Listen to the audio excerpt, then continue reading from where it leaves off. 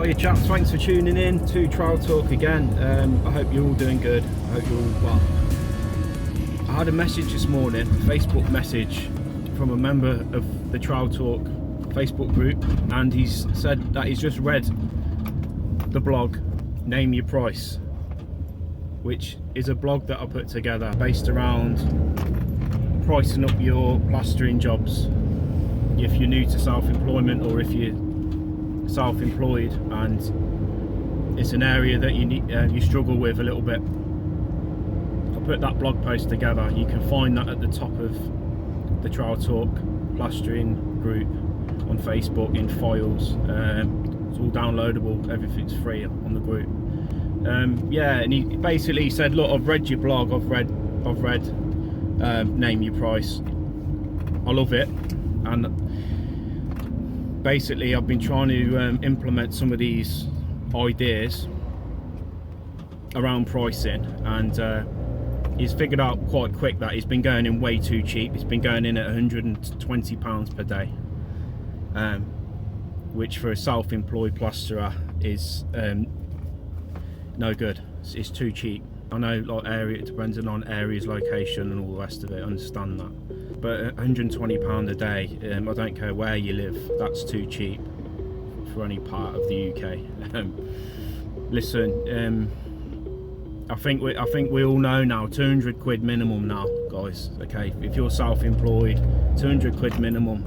All your overhead, the fact that you've got no pension, the fact that you've got no holiday pay, no sick pay. I could go on for hours about this, the true cost of self-employment, but I'm not going to ramble on about that. I want to talk about what this lad has said on the message. He's messaged me saying, look, his prices are getting rejected. He's trying to creep up from £120, and he's trying to creep up incrementally. He wants to jump from 120 to 160, which is what I've said. Look, going incremental with the goal. We've just started, so give it a year, get yourself some customers, get your marketing sorted and all the rest of it, get your systems in place, and baby steps, and we'll get to that 200 marker, and then we'll build on that and see where we can go from there. And he said his prices are getting rejected. He said my prices are wrong. What can I say about that? Your prices aren't wrong, okay? What it is, you've got the wrong customer. Your customers aren't for you. Listen, when you're self-employed, you need to be targeting customers that earn more than you. If your customers aren't earning more than you and what you can earn in a year, then they're the wrong customers. Your customers need to be the sort of people that when you put your price in, okay, they say, yeah, absolutely fine, no problem, when can you start? They don't want to be the sort of customers that say, oh, I weren't expecting it to be that much, can you do it cheaper? Can we talk about the price? It's way over my budget, can you do it cheaper? They're not the sort of customers you want, okay? Because if your customers earning, and I don't want to come across as snooty and snobby, or I'm not trying to suggest that you shouldn't help people out that are on a low income, okay, or do jobs for people that fall outside of this category, but as a general overview, if you want to be earning the sort of money in your plastering business that can pay your mortgage and feed your kids, and take you on a nice holiday once a year, and eventually maybe twice a year, maybe you want to put a little bit of money in your pension pot, maybe you want to invest, take on an apprentice, you can't do that on 120 a day. You'll struggle to do it on 160 a day. You might just do it on 200 a day, but you'll find that even that'll be tight. So if you want to create a nice lifestyle for yourself, and let's face it, if you're grafting your balls off every day and you're working twice the amount of hours that an employee is going to work, okay, because when they finish work and go home and they're watching Love Island, you're going to be sending emails, and you're going to be on the phone, and you're going to be worrying about your jobs, and you're going to be dealing with cancellations and alterations and all the rest of it, and putting out fires in your business. It's all on you. The buck stops with you. If you're going to be willing to do that, and you're going to be willing to do the push-ups and willing to do the press-ups in your business, while others relax. That needs to come at a price. You can't charge out 120 a day. Okay, you get your prices up. Let's boost them to 160, and then let's focus on trying to get it up above 160. It's a two-way street.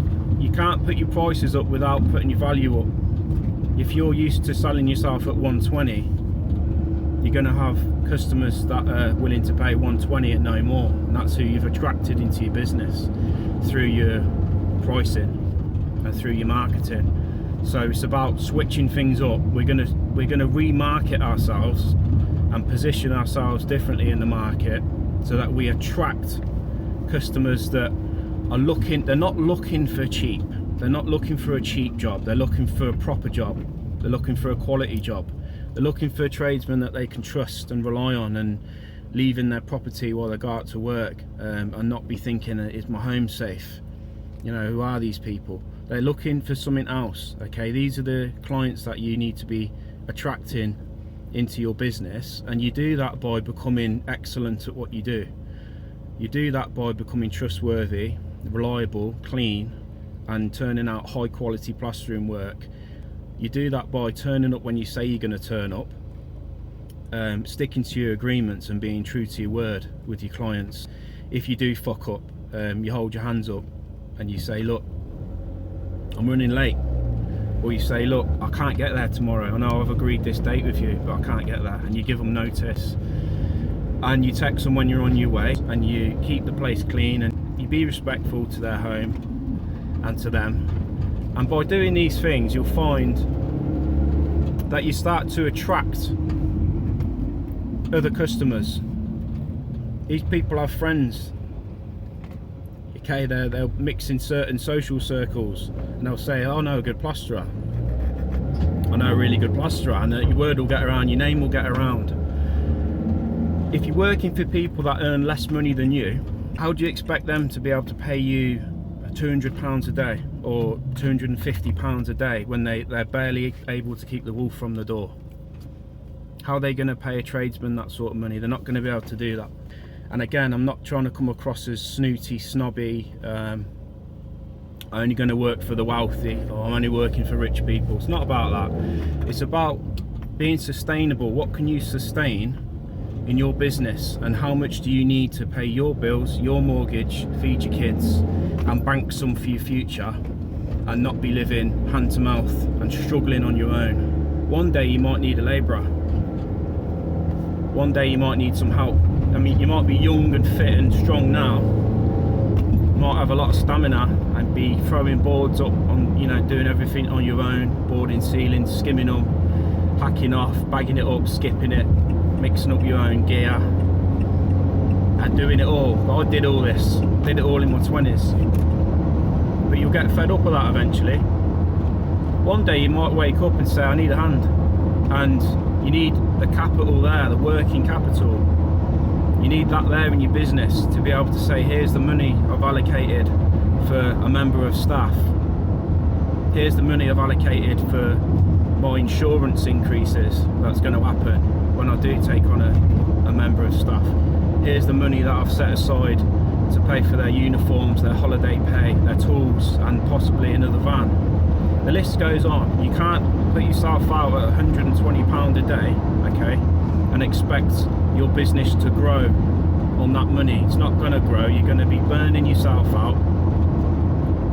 You're going to be chasing your tail, and you'll have money one week and no money the next. And that's what will happen. It's unsustainable, okay? And if your customers are rejecting your prices at 160, change your customer. Don't change your price. Become a business that it's so fucking good that your phone burns out because people keep ringing you up because they want you to come and work for them. That's where you need to be. Think about that. Read the blog post again. This video isn't about being a greedy piggy and going out there and ripping people off and trying to put a bigger price in as you can. It's about thinking of the next 20 years, the next 30 years, your body, your pension, your kids, your future. What age are you going to be able to retire at? Because you're not going to be able to retire at 120 a day. You'll never be able to retire. You'll be working till you're dead. feel pressured by cheap customers to lower down your day rate. Remember that when you're putting your price in, you don't need to disclose how much you're making per day. It's none of their business what you're making per day. Alright, your price is going to include waste disposal, sheeting up, materials, all your other bits of overhead and your labour. If your customer asks you to break that price down, tell them that you don't do price breakdowns. The price is the price. It's a fixed price, okay? You don't go into a barber shop and say to the barber, can you give me a price breakdown, please? It's ridiculous. And another thing you don't do is you don't say, I'll pay you per snip. This is what happens to us tradesmen, us plasterers. I'll pay you per metre. No, you won't pay me per metre. I'll give you the price. This is my price, and these are my terms. It's my business. We look at the job, we give you a fixed price, which will include everything you need to get your job done to a high standard and a quality standard. It'll be a complete package. It's not going to be stripped down to the bare bones so that we make minimum money. That's called win-lose, and we don't operate like that in our businesses. We put our terms to them. Name your price. Read the blog. Have a good day.